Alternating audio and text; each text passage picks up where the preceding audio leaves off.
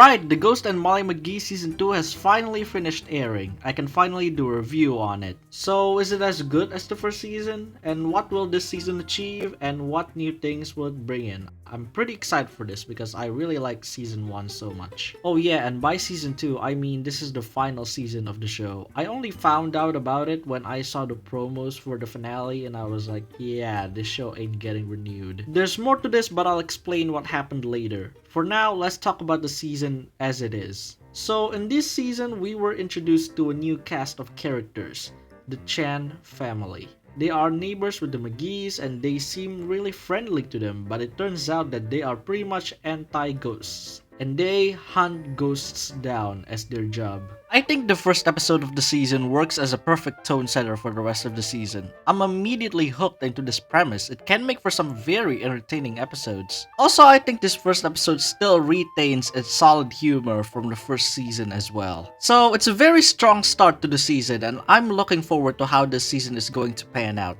I do think that when comparing this season to season 1 in terms of individual episodes, there are less standouts and not as many highs, but they are standouts all the same. Personal favorites include the episode where Molly's dad becomes a TikTok influencer. I find it to be a hilarious take on social media trends. I also really like it when the show tackles more sensitive topics like puberty and feeling culturally left out. The latter comes in the shape of 100% Molly McGee, which sees Molly becoming doubtful about losing her Thai roots. Another piece of Asian rap in my show is always a W in my book. We also probably have the best Libby-centered episode in the show where she is excited to meet her father after being separated for years, only to find out about the harsh truth about him. It's pretty mature for a show to make an episode like this. I love it. Other favorites would be the episode where Scratch meets Jeff's partner for the first time, the gaming episode where they adopt the 16-bit art style, the episode where Molly purposefully repeats her day to make it as perfect as possible, and all the episodes that touch down on Scratch's past, but we'll get to that when we talk about the finale. I also think most of the things that made Season 1 great are still intact here, like Molly and Scratch's fun dynamic, Libby's appearances, and the McGee family interactions. Also, Scratch being the new chairman allows the show to create more interesting episode ideas, like the one where he summons a ghost shark as a joke. But now let's talk about the issues I have with the season, because hoo boy, I have plenty of them. Maybe I can point out some of the weaker episodes in the season and just call it a day, like that one very cliche episode about living cursed dolls or whatever. But that's barely a problem for me. Really, it's some of the odd writing decisions and missed potential that truly harmed this season's overall quality. And the biggest one of them all comes from the newbie, the new big star of the show, Ollie Chen. If you let me lend you one right back. Hair flick. Hair flick. Hair flick. Ollie Chen is, how do I say this as generously as possible, not a very interesting character. I have had my doubts for him ever since he was first introduced.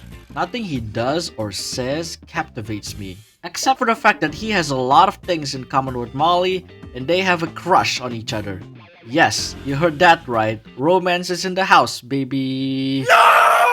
I don't mind Molly having a romantic attraction to somebody. In fact, I think that can be a great thing if their relationship is well written and it plays a part in Molly's character development. But that's just not the case. Now, to be fair, I do think the dilemma of Molly being in love with Ollie but also trying to hide her friendship with Scratch is really interesting. Because, you know, Ollie is a Chen, and Chens hate ghosts. Even though I didn't care for Ollie all that much at this point, I was still on board with what would happen for both of them. And what did happen was really odd. Only 7 episodes in, these two are already going to prom event at school. Usually prom episodes in shows are very late into their seasons. Okay, not you, but you know what I mean. Basically, most prom episodes work as some kind of climax for our main characters, an important event that has been built up for quite some time. In the case of Molly and Ollie, before this, outside of the first episode of the season, they only have about, like 2 minutes worth of interactions with each other. So the fact that they are already going to prom together this early is just So weird. Shouldn't this at least happen in the halfway point of the season? Because as a result, they are trying to push a relationship that barely has any screen time into a canon status. Oh, actually never mind, Molly breaks up with him at the end of the episode. Well, it's not really breaking up, it's just Molly leaving Ollie because she can't leave her best friend who doesn't like it if she keeps this relationship with Ollie going. So that leaves us with the question, where will the relationship between them go from here? And the answer to that lies within the Halloween episode, and thank God I finally have a Halloween episode because a show about ghosts without a Halloween episode is like, I don't know, the outhouse but without a witch's duel. So in this episode, Molly begs Ollie to believe that not all ghosts are bad while the phantoms wreak havoc on the festival. And I actually really like this because not only is it in character for Molly to keep making friends whatever the circumstances, but also it raises the stakes for her to try to make other people happy. So eventually they work out their differences and now they're friends. I say friends because we don't really see them having silly crushes on each other from here anymore. Which is a shame because I actually like their relationship less as friends. At least when they're in love, they have cute moments and such. When they're friends, it's not all that interesting anymore because all I see is just Molly talking to just a guy. At this point, Ollie's lack of character uniqueness is completely exposed. There's nothing noteworthy about the things he contributes to the show. And throughout the season, he barely gets any character development because he already believes Molly about ghosts. So his character stays almost the same for the entire season. I really hate to say this, but a few of the episodes in the season are ruined because of Ollie's presence. Like the turnip game episode for example. I really like the gag where the opposing team looks very evil and intimidating even though they're very chill. They even try to lose the game on purpose but still win anyway.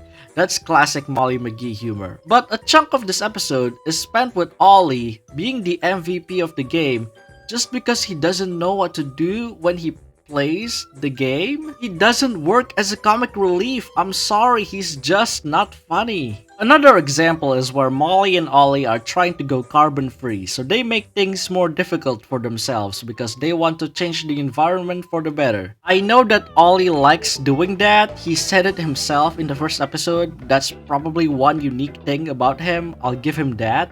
But this episode is trying to adopt the SpongeBob and Patrick dynamic, but it forgets what makes that dynamic funny. Also, the show is trying so hard to make Ollie the part of the friend group with Scratch and Libby, so when they are trying to convince this ghost to not haunt this CD store, Ollie does confront her by himself, but what does he do that amazes me? Nothing. It's just the fact that he's the one that stays in the store and that's it.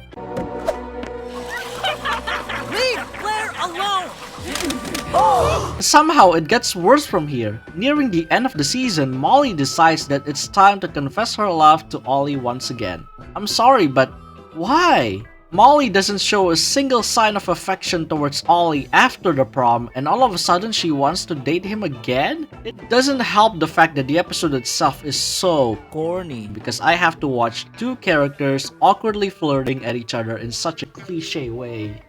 Ooh, boy, you make my heart jump, jump. And after they confess their love for each other, they never bring it up again in later episodes. They don't even show that they are dating. At least be consistent about it.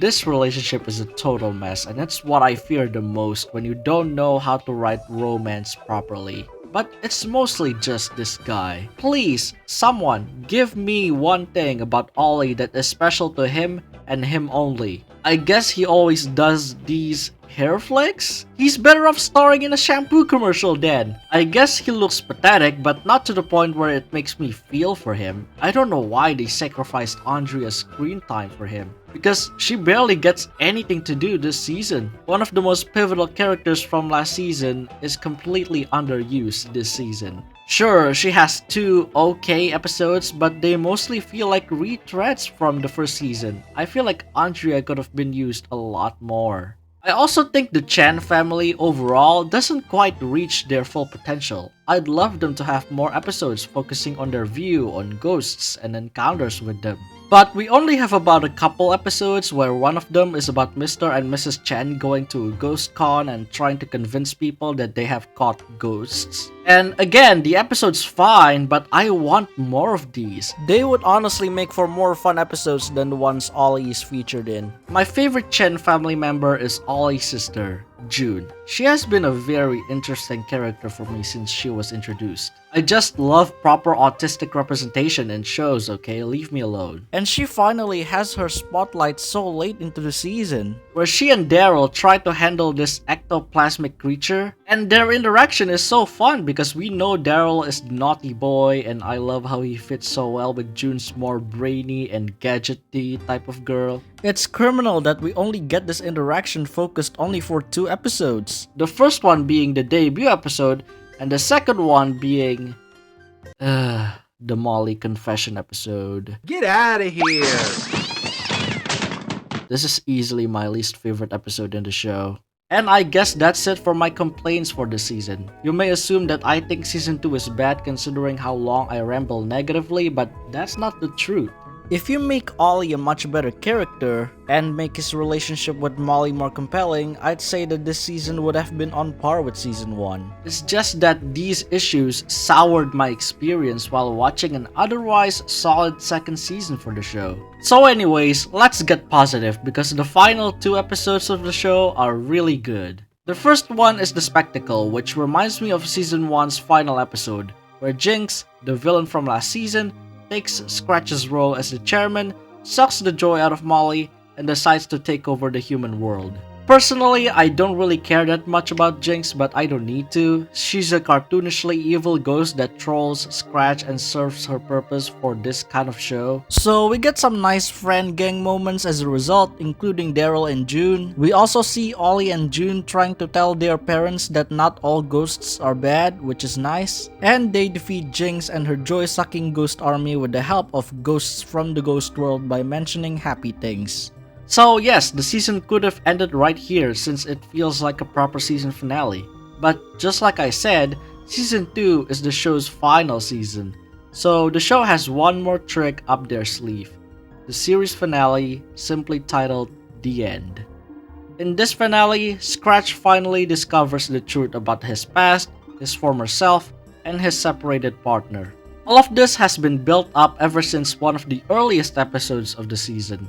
And this is later teased with another episode where Molly and Scratch travel through his memories and try to figure out the ways to unlock the core memory that has been bothering him. This is one of the most creative episodes in the series. I wish the show took this approach more often. And in this episode, the gang realizes that after all this time, Scratch is indeed a wraith because he still has a human version of himself. And all of this is because he has given up his promise to accompany his partner. It's a really sad reveal, and it acts as a gesture on how depressing it can be to not be able to escape your current life. He struggles to remember anything about his previous life as his memories of his former self fades away. He finally regains his complete memories when he possesses someone he thinks is a random person that is actually his human self. And so he decides to return as a human, in the risk of having all of his experiences with Molly and her friends completely wiped out. But before he goes away, Molly talks to him for the final time, saying that it's okay to take risks and that risks make life worth living. Because ultimately, you just gotta live your life to the fullest, have some fun while it lasts. And that's something that I'm sure many of us struggle to maintain. This scene really does pinch my heart. It's such a perfect line from Molly and the perfect message to sum up the series. Not only that, but I don't think I've seen a more sincere conversation between them before this. It's genuinely heartbreaking because I've always really liked how their friendship develops throughout the show. But Scratch does the thing that he needs to do, and Molly does what I think is the best she's ever done for him, making him happy again. The fact that this is the last thing Molly, a character that likes to unhappify people, does, especially to her best friend, is just so poetic. And so, human Scratch decides that he is finally going to fulfill his promise to meet his partner. He is finally happy again. A happy ending for all characters. This is pretty much an ideal ending for this show for me. But I still think 2 seasons are way too short for this kind of show, where it's pretty casual in tone and follows a mostly episodic format. There's a ton of episode and comedic ideas still untouched, so it feels wrong to end it so prematurely. One of the crew members stated that a chunk of the scripts for the 3rd season was initially greenlit, but the show was already cancelled in May 2022, when season 1 was still releasing new episodes. I hadn't even watched the show at that point. The reason why none of them said that the show would be cancelled was that as Disney changed its ownership, they looked back and thought that maybe season 3 could still be a thing. But unfortunately it wasn't, as one of the creators stated that the show needed to grow its viewership even more than it did to merit additional episodes. So with no other choice, the show was set to only be 2 seasons long, and thankfully the crew did manage to at least make the 2nd season a semi-proper ending. I said that because yes, while the finale has been built up from the previous episodes in a natural way, the episodes in chronological order, leading to the final 2 episodes, don't have that sense of finality. Those include the Christmas episode and the Perfect Day episode that I have mentioned earlier. You can put those episodes anywhere else and it won't make any difference. But that's not really a big issue because the creators said that they had this ending planned from the beginning, so I'm glad that it's not a rushed final minute decision. And I'm glad that they are really trying to wrap things up properly by adding one final episode into the show. But still, this has been a massive problem with shows this decade. It's much harder to keep your show's longevity when every show from left to right is cancelled because of cost cutting or it doesn't fit the brand or nonsense like that. Just earlier this year, Disney announced that they would be dropping 14 new episodes of the new season of Moon Girl and the Devil Dinosaur all at once.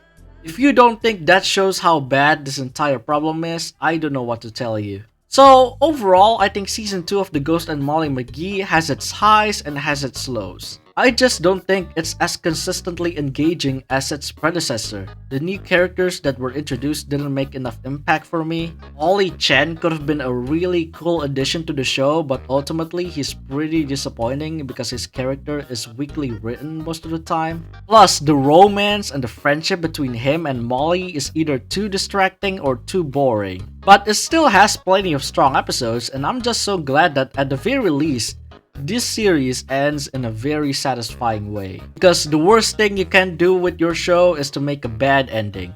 So I think I'm gonna give season 2 a 6 out of 10.